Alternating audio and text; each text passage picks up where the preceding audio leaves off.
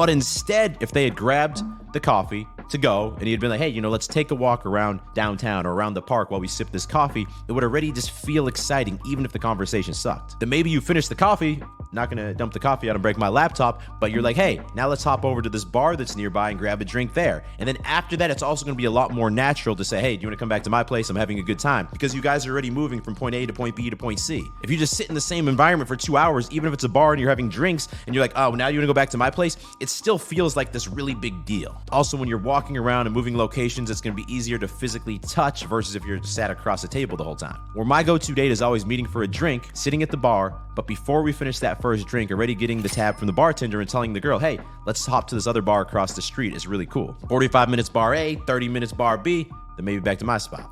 Now, real quick, hold up. The guys in my Beast Dating coaching program, sometimes